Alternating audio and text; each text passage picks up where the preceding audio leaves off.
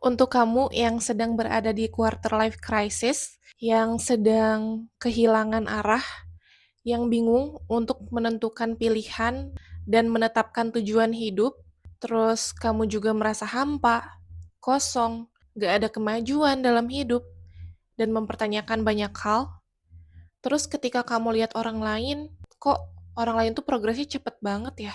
Kok orang lain bisa mencapai ini dan itu, sedangkan kamu ngerasa kamu di situ-situ aja. Gak ada pergerakan, stuck. Oke, tenang. Aku nggak akan suruh kamu untuk bekerja lebih keras, tapi aku bakal ajak kamu untuk berpikir, untuk bisa lebih sadar dalam menentukan pilihan dan tujuan kehidupan kamu. Hai, aku Aprisya. Selamat datang di channelku. Kali ini aku akan membahas mengenai cara menghadapi quarter life crisis agar kamu tidak kehilangan arah dan kamu bisa menetapkan pilihan dan tujuan hidup kamu secara lebih sadar.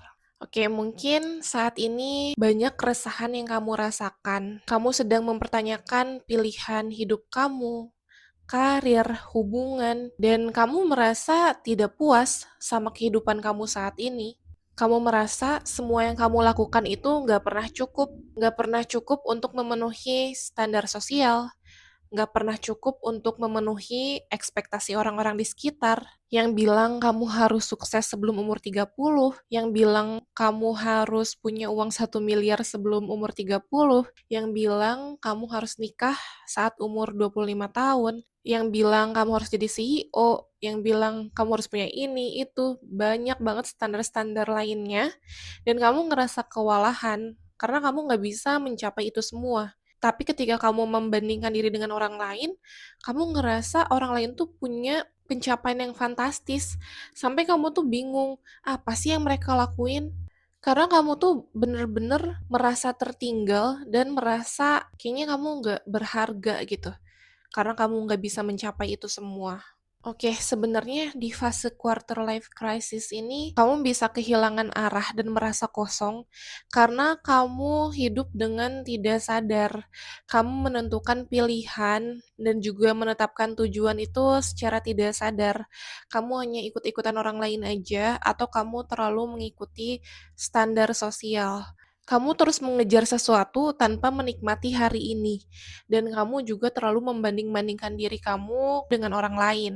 Oke, jadi untuk menghadapi fase ini, yang pertama-tama harus kamu lakukan adalah mempertanyakan apa sebenarnya yang kamu kejar.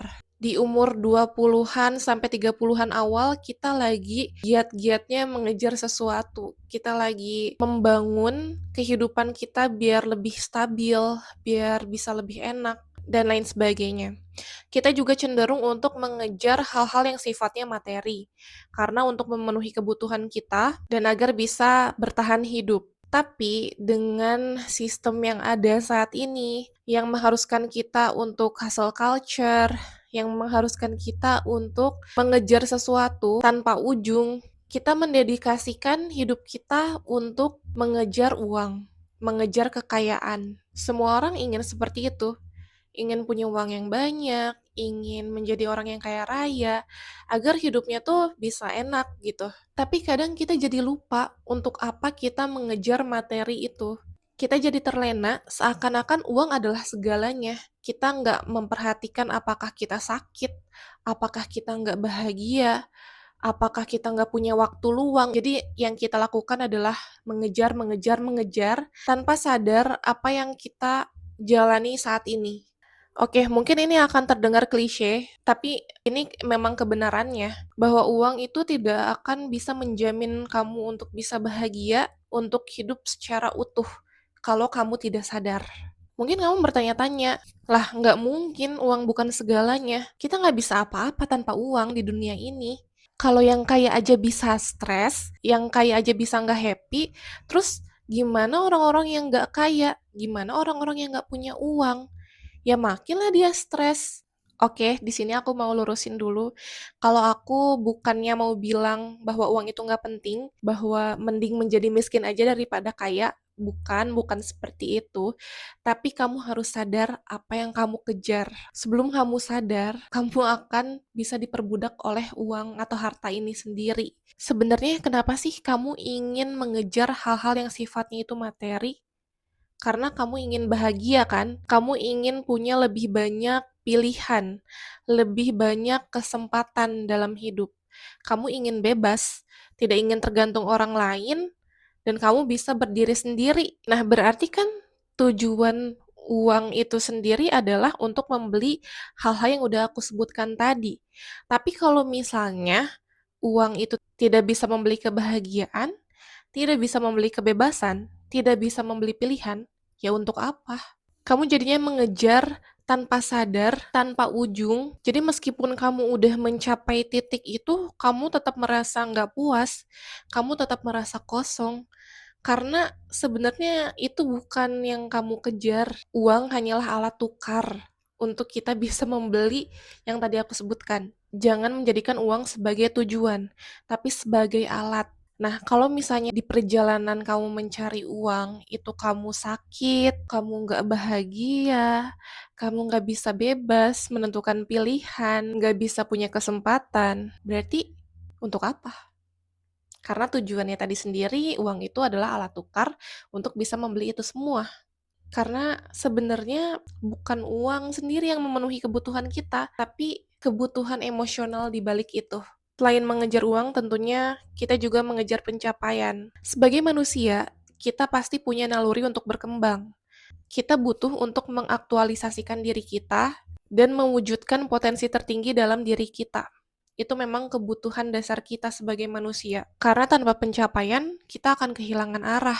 Dan manusia harus selalu butuh tujuan dalam hidupnya untuk bisa hidup. Kalau enggak, kita akan merasa tidak berharga dan hidup akan terasa hampa. Tapi keinginan untuk mengejar pencapaian ini bisa juga datang dari luka, bisa datang dari tekanan sosial, bisa datang karena kita ingin diakui, ingin diapresiasi jika bisa mencapai sesuatu. Kita hidup di era di mana kita bisa melihat semua pencapaian orang lain. Kita jadi mengikuti standar sosial bahwa untuk sukses kita harus bisa punya pekerjaan tertentu, bisa punya jabatan tertentu, bisa punya nominal kekayaan tertentu, punya usaha tertentu, punya aset tertentu. Banyak banget lah standar-standar lainnya saat ini. Dan akhirnya kamu jadi mengejar standar sosial itu karena orang lain juga mengejar standar itu. Kalau misalnya nggak sesuai standar, dianggapnya nggak sukses, dianggapnya nggak berharga. Padahal bukan hanya karena orang-orang mengejar itu, kamu juga harus mengejar itu. Sekarang tanya sama diri kamu sendiri, emang ini yang ingin kamu capai dalam hidup? Yang ingin kamu capai ini karena benar-benar kebutuhan kamu untuk mengaktualisasikan diri kamu, yang benar-benar datang dari rasa cinta, dari rasa suka akan sesuatu, dan berkeinginan agar diri bisa menjadi lebih baik, atau datang dari karena merasa tidak cukup, merasa tidak berharga, merasa kurang, gak layak, sehingga kamu terus berusaha untuk mencapai standar sosial dan kamu berkeinginan agar bisa diapresiasi oleh orang lain, dihargai oleh orang lain, diakui oleh orang lain, seolah-olah semua pencapaian yang kamu lakukan itu karena untuk melakukan pembuktian kepada orang lain, bukan untuk diri kamu sendiri. Sekarang coba tanya sama diri kamu sendiri, kalau kamu nggak perlu membuktikan apapun ke siapapun, apa hal yang ingin kamu capai? Apa yang paling memotivasi kamu untuk melakukan pencapaian? Apa kamu ingin diakui, ingin berguna, ingin membahagiakan orang lain? Hal apa yang kamu ingin kejar karena ekspektasi dari orang lain? Atau karena orang lain ingin kamu melakukannya? Dan hal apa yang kamu kejar karena kamu benar-benar menikmatinya? Karena kamu benar-benar ingin melakukan itu? Kadang yang membuat kita merasa gagal adalah bukan karena kita nggak bisa mencapai sesuatu, tapi karena kita mengikuti standar yang tidak realistis dan kita nggak bisa mengikutinya, sedangkan ketika kamu membandingkan diri dengan orang lain bisa mencapainya. Jadi kamu merasa nggak berharga, kamu merasa kurang, merasa nggak cukup secara terus-menerus. Dan kamu ngerasa kehilangan arah. Oke, hal lainnya yang biasanya kita pertanyakan juga di umur segini adalah tentang hubungan. Lingkar sosial kita mungkin bisa mengecil ya, semakin kita dewasa. Terus kamu cemas karena teman-teman kamu udah pada nikah, udah berkeluarga, sedangkan kamu belum ketemu jodohnya aja belum gitu. Terus kamu benar-benar cemas dan kamu jadinya kayak, "Ya udah deh, asal aja ada yang mau sama aku." Atau misalnya kamu ada di toxic relationship dan kamu menghiraukan itu, "Ya udah nggak apa-apa karena untuk tuntutan sosial ini aku harus segera menikah. Kalau misalnya nggak menikah sekarang, apa kata orang?" Jadi pokoknya banyak banget hal-hal yang mempengaruhi kamu. Atau misalnya kamu terlalu ngikutin standar TikTok, ngikutin standar sosial yang bilang kalau misalnya pasangan kita itu harus A, B, C, D, harus punya kekayaan tertentu dulu, harus princess treatment, harus good looking, harus good reckoning, harus banyak banget gitu standar-standarnya, sampai kamu ngerasa, "Kok aku nggak dapet orangnya?" gitu, "Kok aku nggak dapet sih orang-orang yang kata standar sosial ini harus seperti ini?" gitu. Kadang kita jadi menaruh ekspektasi yang nggak realistis, dan kesannya tuh terlalu transaksional untuk suatu hubungan. Padahal untuk membangun hubungan yang baik tuh kita harus bisa cocok dengan orang itu, bukan hanya sekedar mengikuti standar aja gitu. Kalau misalnya sesuai dengan standar sosial, bukan standar kita sendiri, itu mungkin nggak akan cocok sama diri kita. Coba tanya lagi sama diri kamu sendiri. Orang-orang yang ada di sekitar kamu, itu apakah orang-orang yang memang kamu inginkan dalam hidup kamu, atau kamu sekedar asal aja, yang penting kamu nggak kesepian, yang penting kamu nggak sendiri, yang penting kamu ada yang mau masalah mereka bisa menarik kamu ke hal-hal yang tidak baik, ya udahlah nggak apa-apa gitu. Padahal hubungan yang baik tuh harus bisa membuat kita terus berkembang, bareng-bareng saling support gitu. Ketika kamu sudah mempertanyakan pilihan kamu secara sadar, sekarang kamu harus bisa meriset ulang tujuan kamu. Sekarang tanya sama diri kamu sendiri, apa yang benar-benar kamu inginkan dalam hidup ini?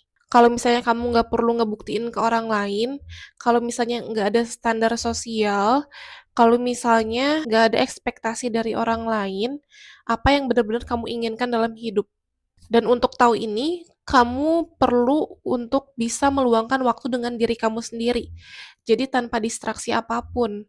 Karena kalau misalnya kamu terus-terusan mendistraksi diri kamu sendiri, ya kamu nggak akan bisa mendengarkan suara hati kamu. Coba kamu harus percaya sama intuisi kamu sendiri, dan apa yang kamu mau, apa yang selaras sama kamu, ya kejar itu. Jadi jangan kejar goals orang lain, tapi kejar punya diri kamu sendiri. Yang selanjutnya, kurangi perbandingan sosial. Semua orang itu punya struggle-nya masing-masing. Mungkin kita lihat kehidupan orang lain itu begitu menyenangkan, begitu enak. Padahal kita cuma lihat sebagian kecil aja dari hidup mereka, kita nggak bisa ngelihat keseluruhan hidup mereka seperti apa. Dan kalau misalnya kamu dikasih tahu ternyata keseluruhan hidup mereka itu seperti itu, mungkin kamu juga nggak mau menukar kehidupan kamu dengan mereka. Karena mungkin mereka itu lebih struggle, mereka udah melewati ribuan badai yang menerpa mereka, dan gimana caranya mereka bisa bangkit lagi sampai ada di titik ini. Mungkin itu yang gak kamu lihat, kamu cuma lihat hasilnya aja, kamu cuma lihat enaknya aja, tapi kamu nggak tahu perjuangannya itu seperti apa. Jadi jangan bilang kalau misalnya kamu yang paling menderita, cuman kamu yang mengalami hal ini. Kok orang-orang bisa mulus banget ya jalannya? Kok orang-orang bisa lancar banget ya jalannya? Pandangan kamu bakal lebih luas ketika kamu bisa ngobrol sama orang banyak. Ketika kamu tahu orang-orang juga struggle, orang-orang juga berjuang untuk hidupnya masing-masing. Jadi bukan hanya kamu yang sedang berjuang, bukan hanya kamu yang lagi mengalami masalah. Semua orang juga lagi berjuang dan punya masalah. Kalau misalnya kamu nggak percaya, kenapa ada istilah quarter life crisis?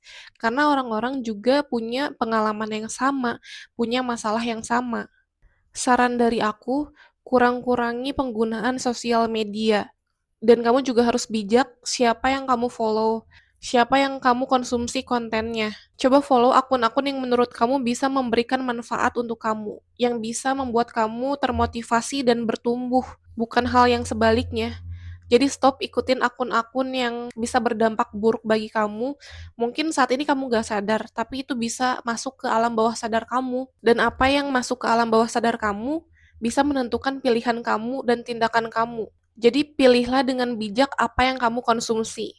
Dan yang terakhir adalah jangan menunda kehidupanmu. Oke, misalnya kamu tadi udah riset ulang tujuan hidup kamu itu apa, Misalnya kamu menetapkan tujuan untuk bisa bekerja di bidang yang kamu mau, kamu punya profesi tertentu, itu untuk mengaktualisasikan diri kamu, terus kamu punya goals-goals lain untuk bisa membuat diri kamu menjadi lebih baik, kamu juga ingin bisa berbagi sama orang lain, ingin bisa bermanfaat untuk orang lain, dan kamu ingin bisa memberikan kontribusi yang nyata di kehidupan saat ini. Pokoknya udah kamu tetapkan nih tujuan-tujuan itu, tapi kamu nggak boleh menunda kehidupan kamu.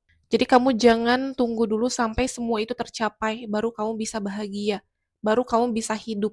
Karena kadang yang kita lupa, kita terus-terusan mengejar tanpa kita menikmati hari ini. Jadi mulailah hidup untuk saat ini. Jangan tunggu nanti. Tunggu punya pencapaian A dulu. Tunggu punya uang sekian dulu. Biar aku bisa bahagia. Biar bisa menikmati saat ini. Tapi keadaan itu nggak akan pernah datang. Karena ekspektasi manusia itu akan selalu bertambah. Kalau misalnya kamu udah mencapai titik tertentu dalam hidup kamu, kamu udah mencapai A, udah mencapai B. Nanti ketika kamu udah mencapai itu, ekspektasi kamu akan terus bertambah, nggak akan stuck di situ. Mungkin ketika kamu udah mencapai itu, kamu akan bahagia, tapi nggak selamanya juga. Jadi nanti akan ada masanya di mana kamu ngerasa biasa aja, dan keinginan kamu akan terus bertambah. Jadi jangan sia-siakan hari ini, karena satu-satunya kesempatan yang kamu miliki adalah hari ini. Kamu bisa menikmati hari ini, berikan yang terbaik untuk hari ini. Dan ketika kamu bisa memberikan yang terbaik untuk hari ini, itu bisa menciptakan masa depan kamu yang lebih baik pula. Karena tindakan kamu, pilihan kamu saat ini, itu bisa mempengaruhi masa depan kamu seperti apa. Kalau misalnya kamu memutuskan untuk tidak bahagia saat ini, kamu memutuskan untuk tidak menikmati hidup kamu saat ini, kamu terus-terusan komplain, kamu terus-terusan mengeluh, kenapa kehidupan aku seperti ini, orang lain seperti ini, ya kamu akan menciptakan masa depan yang seperti itu juga. Maka jalani hari ini dengan bijak, dengan menikmati hari ini. Jadi jangan lupa berikan yang terbaik untuk hari ini. Oke, sekian aja dari aku. Semoga video ini bisa bermanfaat untuk kalian. Jangan lupa untuk dukung terus channel ini dengan cara subscribe, like, komen, dan share. Sampai jumpa di video selanjutnya. Dah.